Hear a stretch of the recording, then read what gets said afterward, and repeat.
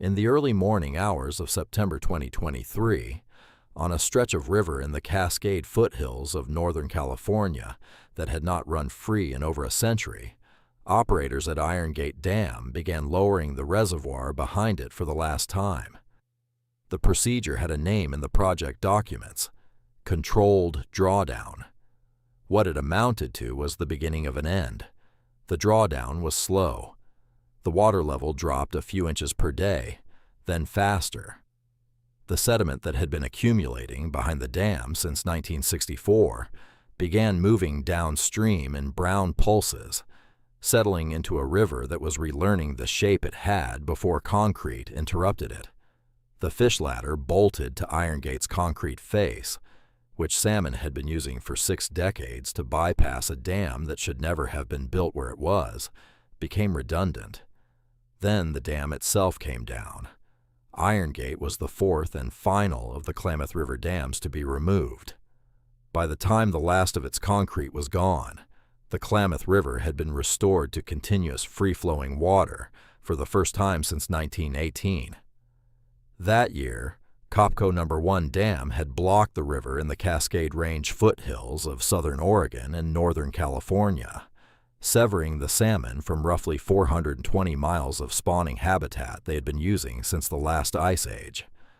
Within weeks of Iron Gate's removal, Chinook salmon were documented swimming past the site where the dam had stood, moving upstream into water their species had not reached in living memory. I'm Robert Lane, and this is the story of the largest dam removal in American history, why it took more than a century to happen, and what came back when the water finally ran free. The Klamath River runs 257 miles from its headwaters in the high desert of southern Oregon, down through the Cascade and Siskiyou ranges, dropping into the redwood forests of far northern California, before reaching the Pacific Ocean.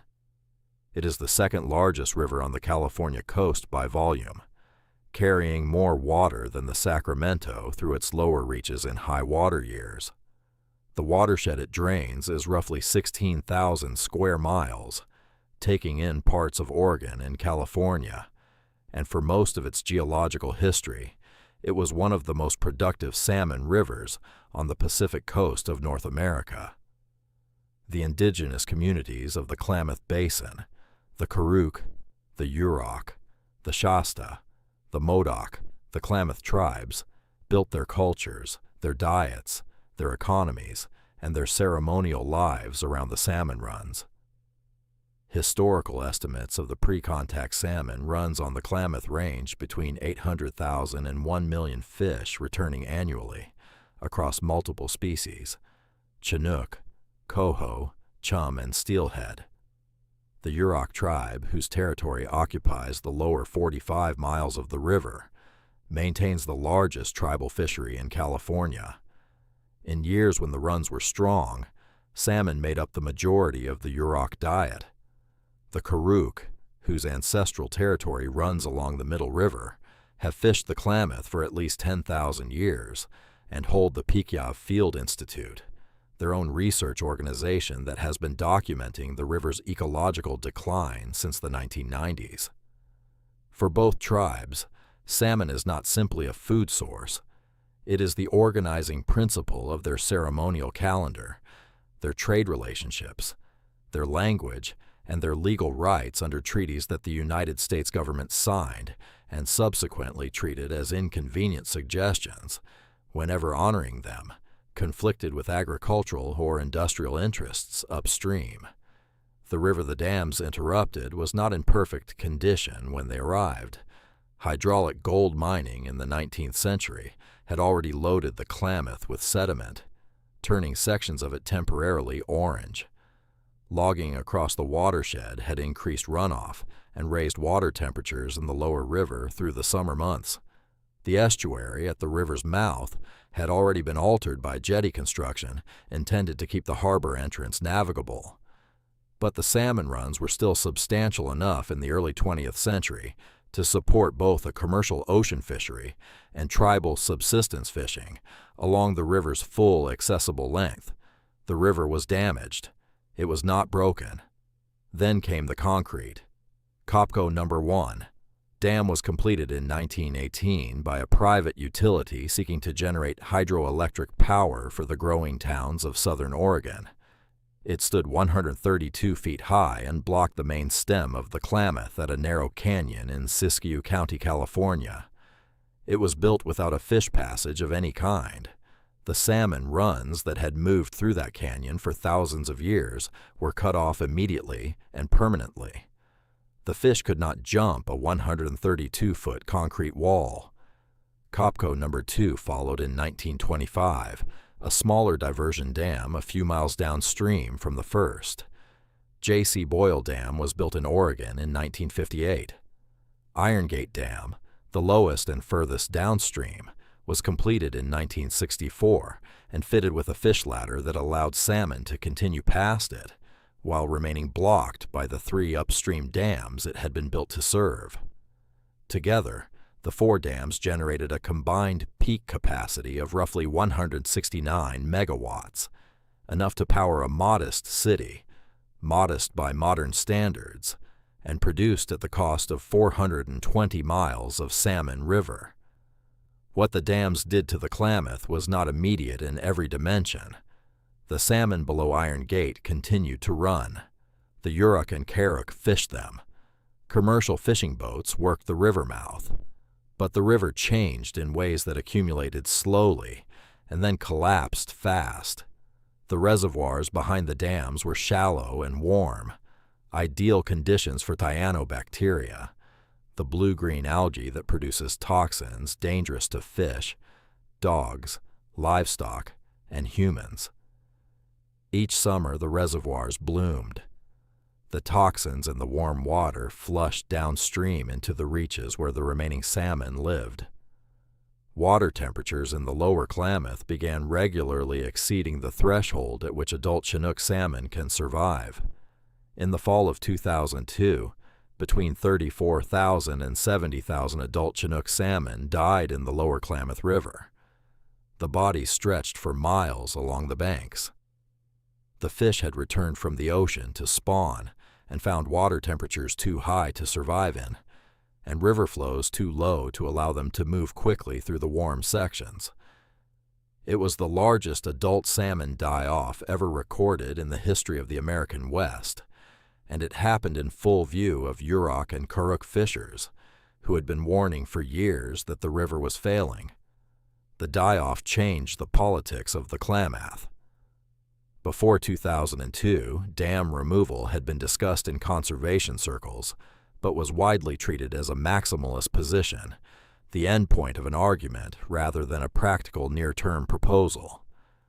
After 2002, the Karuk and Yurok tribes, along with environmental organizations and eventually the states of California and Oregon, began building a coordinated argument in regulatory, legal, and public forums that the dams were the problem.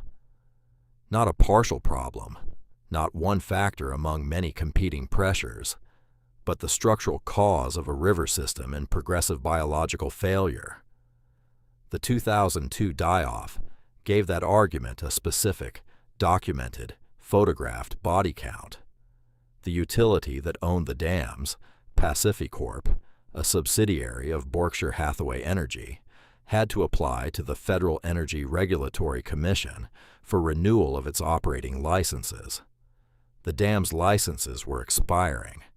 The relicensing process, which began in earnest in the early 2000s, became the arena where the removal argument was made in regulatory terms. Federal fisheries agencies, reviewing what relicensing conditions would be required to bring the dams into compliance with modern environmental law, concluded that the cost of retrofitting the dams with adequate fish passage and water quality infrastructure would exceed the economic value of the power they produced. That finding changed the calculation for PacifiCorp. A dam that costs more to operate in compliance than it generates in revenue is a liability, not an asset.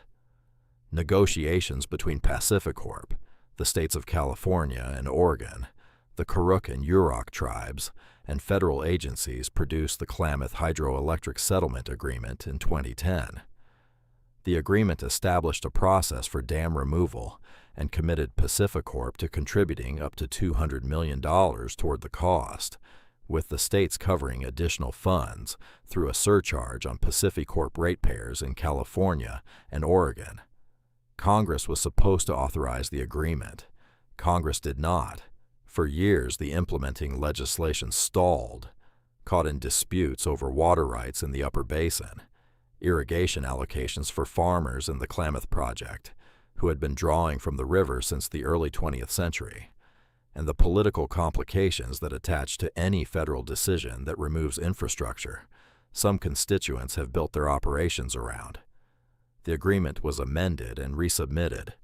It stalled again. By 2016, it had been 6 years since the settlement was signed, and the dams were still running. The tribes, the states, and the removal advocates concluded that waiting for Congress to act was going to allow the dams to operate for another generation and return to the Federal Energy Regulatory Commission directly, pursuing removal through the licensing process rather than legislation. The Federal Energy Regulatory Commission approved the transfer of the dam's operating license to the Klamath River Renewal Corporation, a nonprofit created specifically to oversee the removal, in November 2022. It was the first time in American regulatory history that FERC had approved the transfer of a hydroelectric license for the explicit purpose of dam removal, rather than continued operation. The total project cost was estimated at around $500 million, funded through the utility settlement, state ratepayer surcharges, and federal restoration funds. The physical removal work began in 2023. The engineering of dam removal at this scale had no direct American precedent. The largest dam previously removed in the United States, the El Wah Dam on the Olympic Peninsula in Washington, had stood 108 feet high. Iron Gate stood 173 feet. Copco No. 1 was taller still. The reservoirs behind the dams held approximately 20 million cubic yards of sediment accumulated across a century of operation, sediment that the river had been carrying from the watershed and depositing behind the concrete walls, rather than distributing across the downstream river system and out to the estuary and coast. That sediment was both the central engineering problem and the central ecological opportunity. Too much sediment released too fast would bury downstream spawning gravels and devastate the fish the removal was intended to save. Moved gradually and managed carefully, the same sediment would eventually rebuild the river's natural substrate, restore the gravel bars that salmon need for spawning, and rebuild the delta at the river's mouth that had been starved of sediment for a century. The Klamath River Renewal Corporation drew down the reservoirs in a sequence designed to move sediment at a rate the downstream river could absorb. The drawdown of Iron Gate Reservoir began in late 2023. The physical demolition of the dam structures followed. By the spring of 2024, the main stem of the Klamath was running continuously, for the first time in over a century, carrying sediment-laden water through former reservoir beds that were already beginning to be colonized by native vegetation from seeds carried in the flow. The salmon did not wait for scientists to tell them the passage was open. Chinook were documented past the former Iron Gate site within weeks of the breach. By the summer of 2024, fish were being recorded at monitoring stations miles upstream in sections of river that had been blocked since 1918. Karuk tribal members fishing the Middle River reported seeing salmon in stretches where no living person had seen them run. The fish were reading the current and following it upriver the same way their ancestors had for thousands of years before the first dam was poured. I want to be honest about what the Klamath removal has and has not solved, because the honest version is more interesting than the triumphant one, and because the Karuk and Yurok tribes who fought for this outcome for decades deserve an account that reflects the full complexity of what they won. The sediment problem is not finished. The 20 million cubic yards moving downstream will continue to reshape the river for years, and the transition is not uniformly beneficial in the short term. Some downstream spawning areas were buried under sediment pulses in 2023 and 2024. The river is actively rebuilding its bed, which means sections of it look, at the moment, like construction sites rather than healthy rivers. The ecologists monitoring the recovery are explicit that the full benefits of dam removal will not be visible on a 1 or 2 year timeline. Some of the habitat the salmon need will take a decade to develop. The water quality problems in the upper basin, above where the dam stood, are not solved by the removal. Agricultural runoff and irrigation withdrawals in the upper Klamath, in the high desert country of southern Oregon, still warm and degrade the river's headwaters. The Klamath tribes in Oregon, whose reservation sits at the river's source, have been fighting those problems separately and simultaneously. Dam removal fixed one category of problem. It did not fix the watershed. The tribal fishing rights that the Yurok and Karuk hold, and that federal and state management has historically failed to honor, are not automatically restored by the river's physical recovery. The political and legal framework around how the Klamath's fish are managed, allocated between tribal, commercial, and recreational users, remains contested. A river with more salmon in it does not by itself resolve a century of mismanagement of who gets to catch them.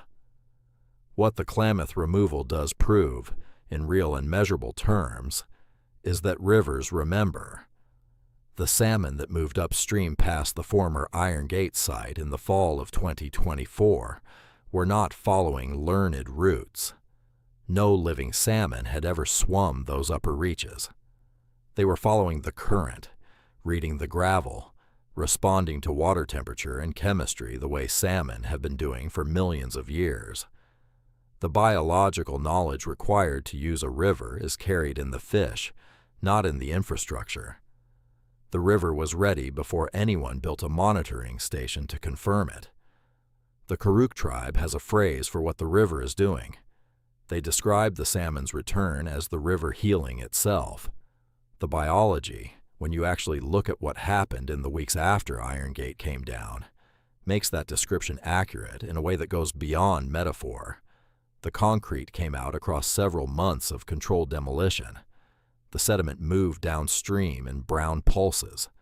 The river found its old channel contours in the former reservoir beds. The water moved. The fish came. A century of obstruction, and the salmon were upstream before the last equipment had cleared the site. The river needed no instruction about what it had been for. I'm Robert Lane. Thanks for watching.